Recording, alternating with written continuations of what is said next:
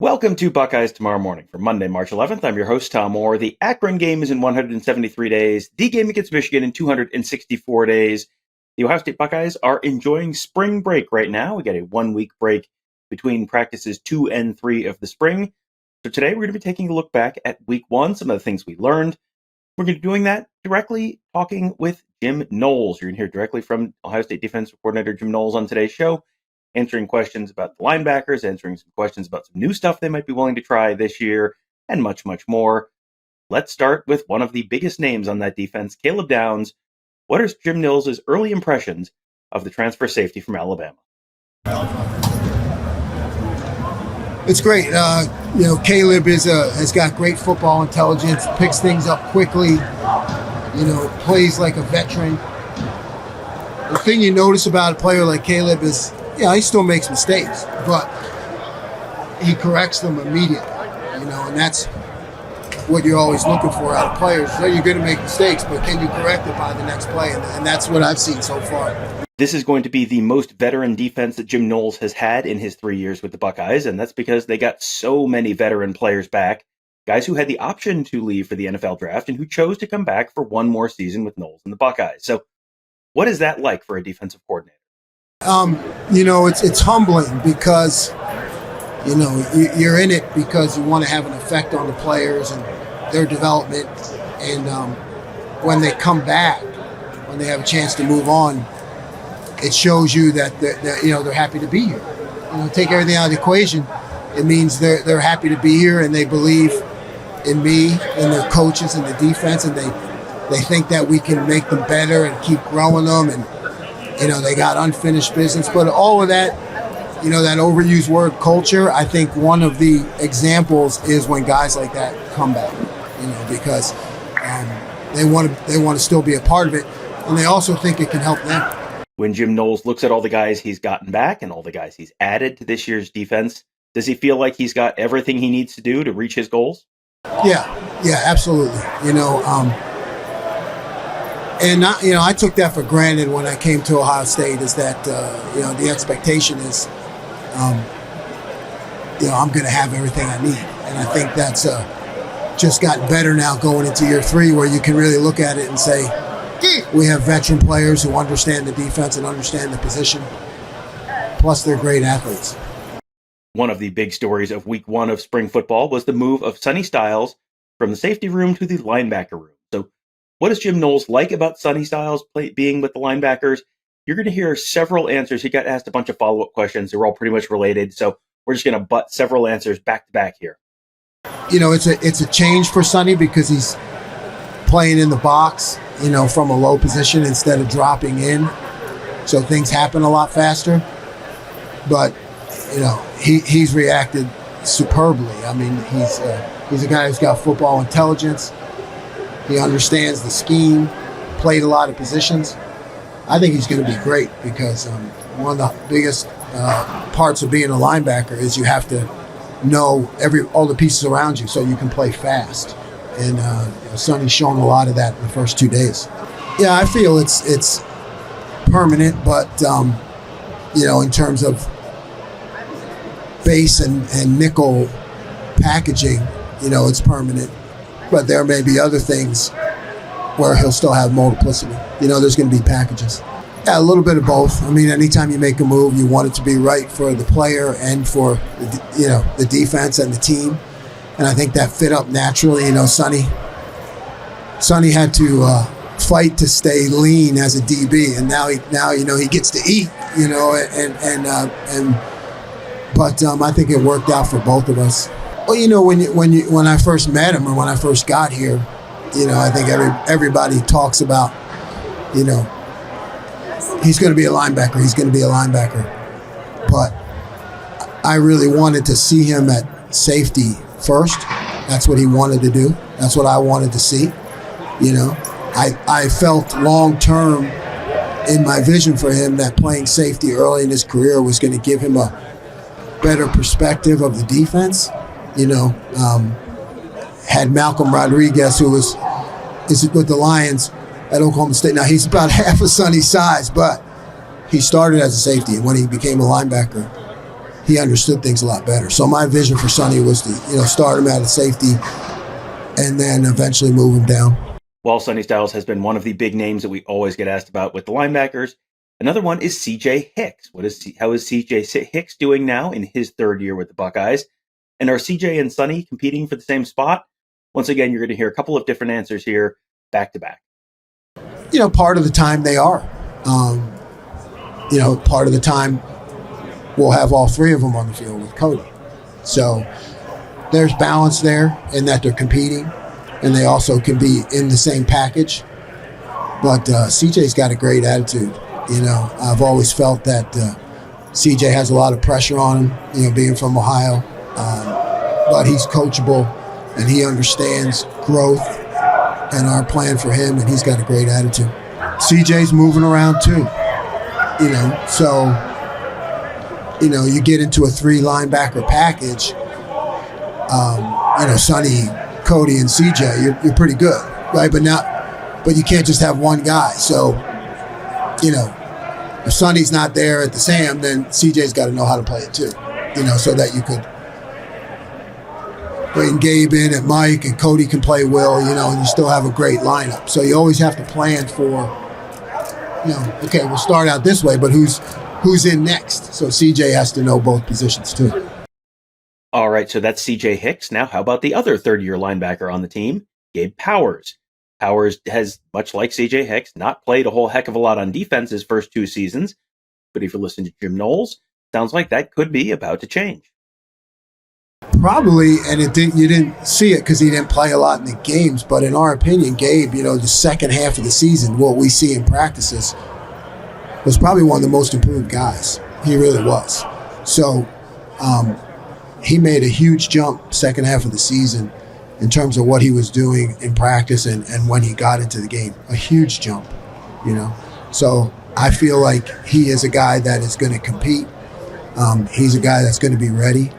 I feel like he's made tremendous improvements, and we can start to count on him. You've heard Knowles talk a little bit about different packages and different looks they might throw at opposing offenses this year. Does that mean that they're no longer a 4-2-5? Is this defense still a 4-2-5 defense in his mind? Yeah, we're still 4-2-5. Yeah, no, absolutely. Absolutely. We're still 4-2-5, but multiple deployments.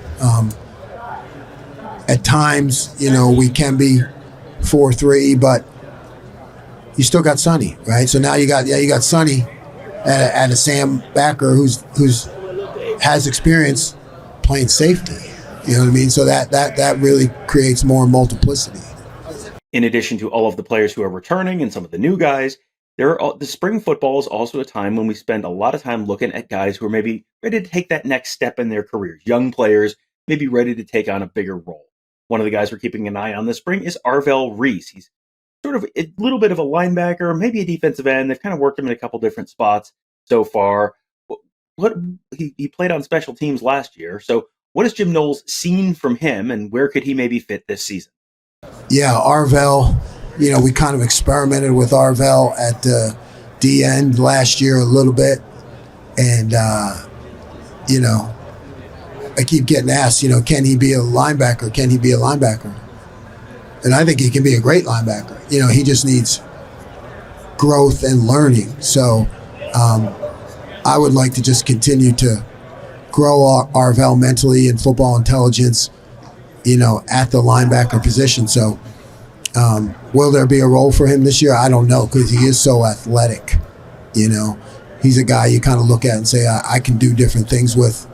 When we get to the season, that's a guy you can always create something for that doesn't involve as much thinking, so he can just go. But out here, want to keep growing him as a linebacker because his time will come. Another player who is back, was a transfer last year, was cornerback Lorenzo Styles. He played wide receiver for most of his time at Notre Dame, switched over to cornerback at the very, very end of spring ball last year before entering the transfer portal and becoming a Buckeye. He just worked on special teams really last year. So he is now working at nickel behind Jordan Hancock. So what does Jim Knowles like about Lorenzo Styles being at the nickel? Yeah, he's got great speed. Good size. He's just he looks like a nickel. His skills are like a nickel. So he's still learning. But you saw Jordan make just tremendous progress with that last year. So we got to bring Lorenzo on there too. Another young guy whose name is one you should know is Hero Canoe in defensive tackle. He seems like he is poised to take on a much bigger role this year. Mike Hall gone. That means there's an open spot inside. What does the role for Hero Canoe look like this year? And this is an interesting answer because he'll start talking about Hero Canoe, but then he talks about potentially a very different look for the Ohio State defensive line as well. Yeah, Hero really flashed last year at times when you go back and watch the film. So the fact that we play a lot of rushmen, I mean, that's a guy who needs to have a good spring for us because he's going to be next man in, and with a guy like Hero, if he starts to really come along, you start to look at some double eagle type of packaging. My thoughts are, with Jack and JT, that at some point I want to train them as outside linebackers. So if you got Hero, Ty Lee can tie, and you can get to more of five guys, 5D linemen in the game. With training guys like Jack and JT and Kenyatta, maybe it's just kind of in my thoughts. Like, if we're strong inside, those guys can become more multiple. I think it's techniques and things that they can use when they get to the next level. So that's kind of in my thoughts too. All right, so you heard him there talking about JT Tuimoloau, Jack Sawyer maybe being in something of an outside linebacker role, maybe at times, and not as a base defense, but at least maybe look something like that for at some point this year. So, what's the thinking behind that kind of a move? Well, you're always looking to get the best 11 on the field, right? So when you look at a 12 personnel set, you say, okay, I got Sonny, Cody, and CJ with the 4 down. Could we have another component with Jack and JT and 3 tackles, and Cody and Sonny, or Cody and CJ? I think who's going to be the best 11? Against bigger sets, could it possibly be Hero? Versus having a third linebacker, could it be 3 tackles? That's in my thoughts. We haven't installed that yet, but I'd like to get to that just to see.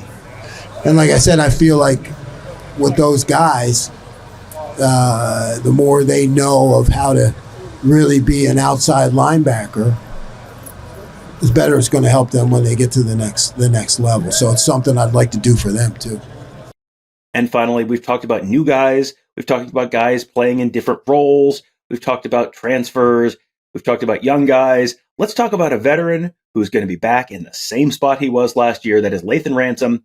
He was the Bandit last year until he hurt his foot, suffered a Lisfranc injury in the Wisconsin game, missed the rest of the season. The Buckeyes really missed him towards the end of the year. He is healthy. He is back. What does it mean to Jim Knowles to have Lathan Ransom back at that Bandit position? Yeah, I expect. Lathan was making very good progress. Always loved the way he played, his attitude, his physicality. First year, he had some eye violations. He was improving on that until he got hurt. So, he goes down. You think, maybe we're going to have a problem, and then what develops is, really, to me, he goes down. Jordan's development at nickel it really came because of that. I feel like, when you had to move Sonny out of that nickel position to get back to take Lathan's place, well, then Jordan got a lot better, so you never know when those things happen. You look at, I just feel bad for Lathan first, and then if you start looking at the defense, I think when that happened, it helped Jordan develop. Well, we will be back tomorrow with another show. Lots of interesting stuff to talk about. Bunch of recruiting news potentially coming for the Buckeyes soon. bunch of interesting stuff we still haven't gotten a chance to talk about from last week. There was a ton of news, ton of interviews that we are going to be going through this week, letting you hear a little bit more from a bunch of different players. Again, talking recruiting. We'll probably be talking about some other stuff as well. It should be a very fun, busy week. It is going to be an eventful spring in Columbus, Ohio, which means it would be a great time to become a member of BuckeyeHuddle.com. That's where we talk about the team. Cody, Kevin, and I, Mark covering recruiting, our whole team of X's and O's gurus, a really fun, active message board, the Huddle Board presented by Jeff Ruby Steakhouse. That is all at BuckeyeHuddle.com. We hope to see you there. That'll do it for today. Thank you guys all for joining us. Have a great day. We'll talk to you tomorrow.